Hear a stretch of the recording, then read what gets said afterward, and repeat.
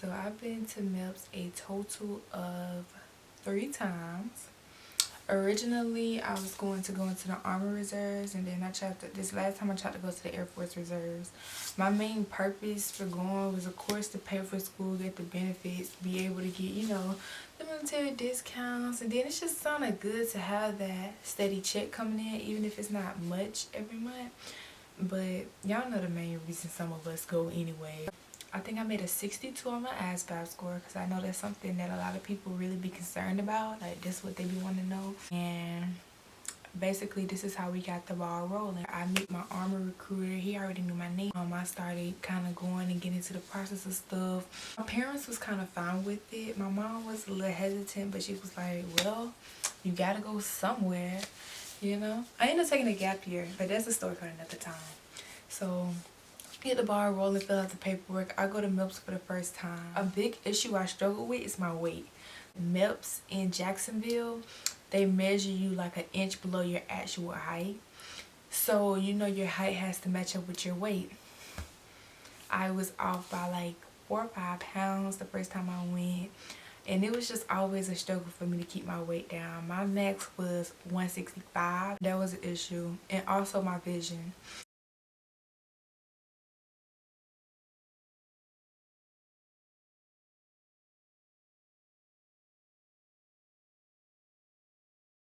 Well, I check out on the health parts that I can control, except for my weight.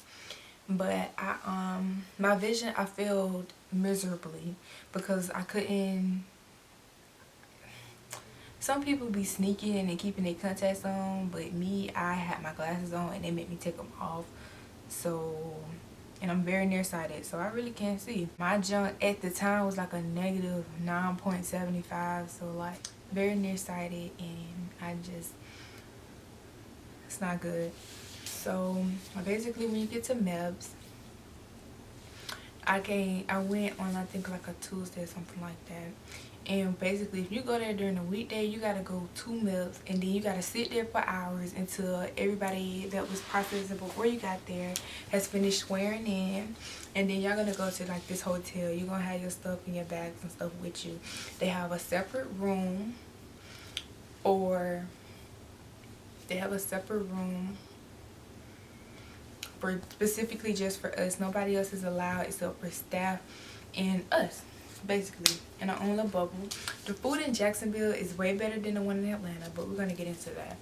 So that's basically what you do. They have like little PlayStations, they got little games, pool tables. Oh no, it's called foosball. They have foosball. I don't think they had a pool table like this one.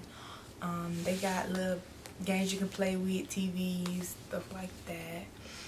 And you're gonna wait until they call you up.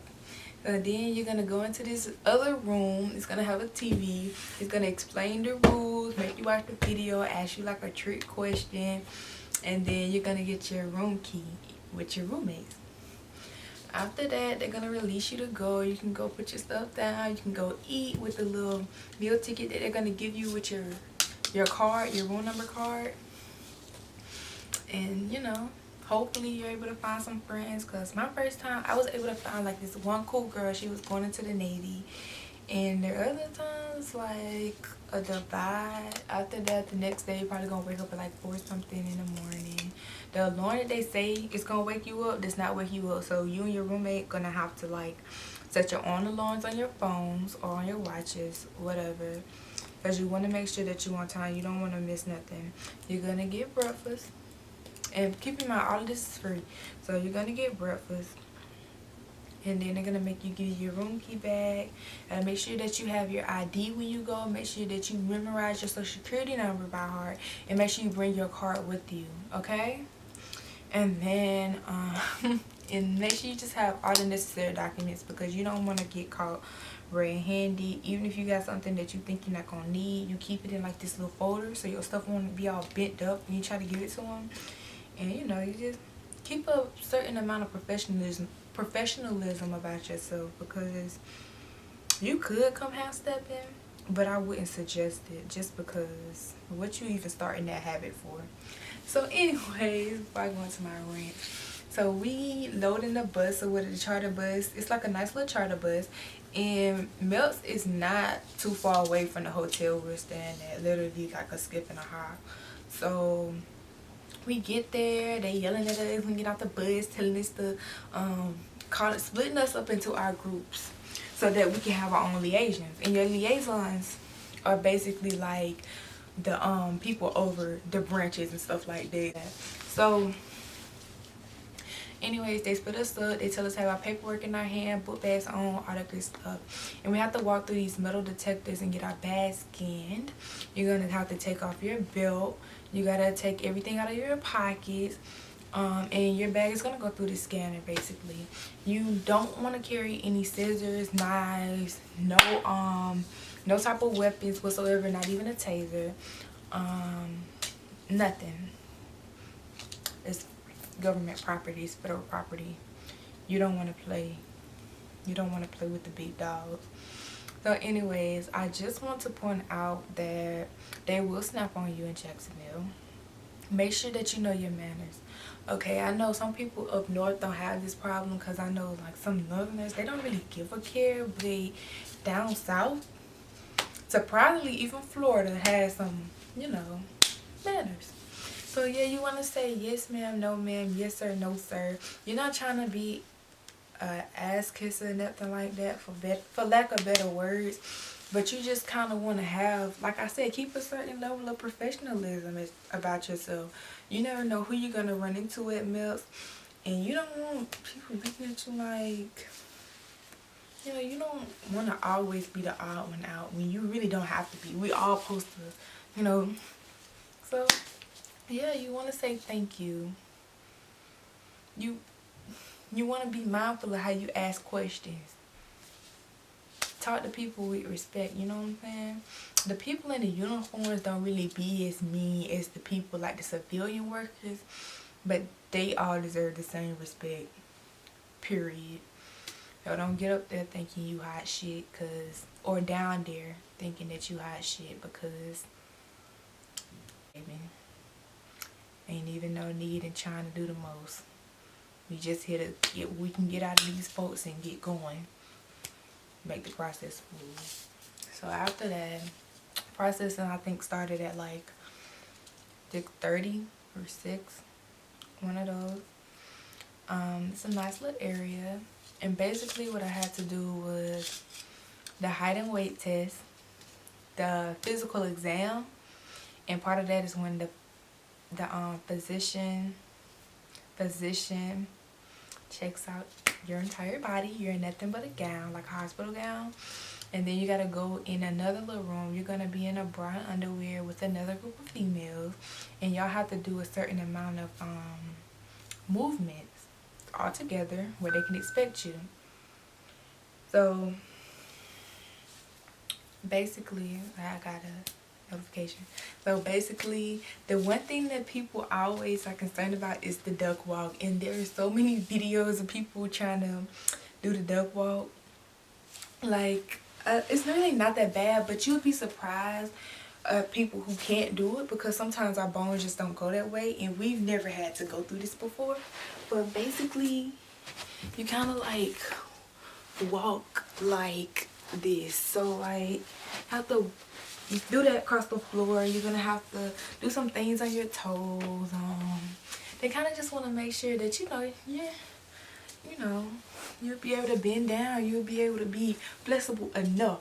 You don't even have to be flexible, but make sure that your bones are kind of intact, because essentially they're trying to find any reason they can to make you have to get a waiver, because they don't want you to be a liability. So when the physician goes to ask you, do you ever have any period cramps or headaches? Unless you have, I really don't want to tell y'all to be deceptive or lie. But when they say they can get you a waiver and they're going to make it seem like it's something easy, it'll barely take any time, they're deceiving you. They're trying to get you to come out your mouth and say something so that you won't be able to get in. They're trying to find every reason they can not to get you in smoothly.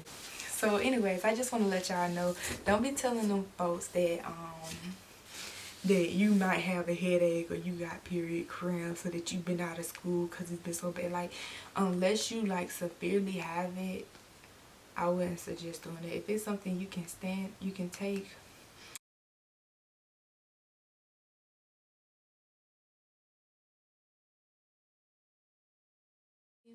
You can tell them that you are on birth control, but don't tell them that it's because of acne. Don't self-incriminate yourself. Don't do that. Don't self-incriminate yourself. You just take birth control so you won't get pregnant. Period. They don't need to know all that, because they're not going to go back and pull your files unless you have too many red flags. Like you get up in there stuttering and stuff like that. And you're like, well, I have a headache sometimes. Oh, well, you know what? I take that back. No, I don't. No, I don't. Sometimes I cramp so bad. Well, you know, it's nothing like really. No, I don't really cramp. I just say that. Oh, my recruiter told me not to tell you this, or no, the worst part about it, if your recruiter tells you not to say something because they're trying to help you, that's also illegal. So if you put down on paper that you don't do something and then, or that you don't got something, and then they get there and they find out that you're lying, not only does that fall on you and send you up in red flags, they will start a whole investigation on your recruiter. So now both of y'all in the trenches. If you are not about that life, just tell the truth right out the bag. Tell your recruiter, look, this is what I got going on, period. But don't be doing it for unnecessary stuff. You know, stuff that really nobody can control and that they can't see with the physical eye. I just want to put that out there. So everything else that we did, the P test is basically to make sure that you're not pregnant. Of course, you take a blood test. They will not ever give you a waiver for HIV. Nobody can get in. They will not accept you with HIV as of right now. They want to make sure that you don't have any STDs or STIs. So STDs and STIs don't necessarily come from people being nasty, like immature people think. Like, I know this girl, she had an STI because she did not pee after sex. So it's just like little stuff, you know. So she was temporarily disqualified. You have a hearing test. Tips for the hearing test: if you think you heard something, you heard it. Click it and let go. You don't know what I'm telling you to click yet unless you've been to MEPS already. But remember me telling you this. It's going to be very faint sounds. How I did so well is because I looked at YouTube videos before I went. The whole week before I went, I was so excited and nervous at the same time. So I started looking at YouTube videos, and somebody told me, like, yeah, it's going to sound really faint. So I'm like, oh, okay.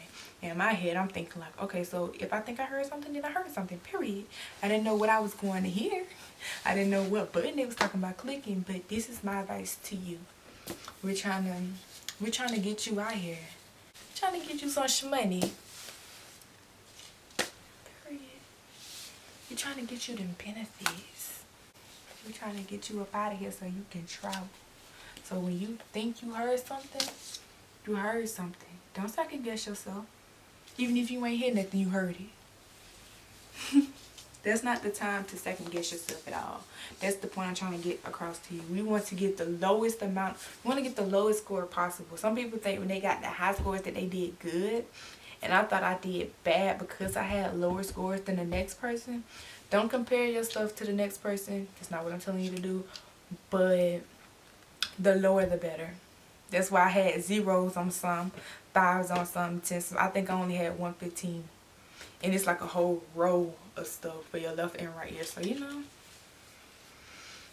that's just what I want to let you know. They have a blood pressure test. Duh. It's just like a regular doctor checkup without one. It's nothing, you know, nothing crazy stuff that you normally go through.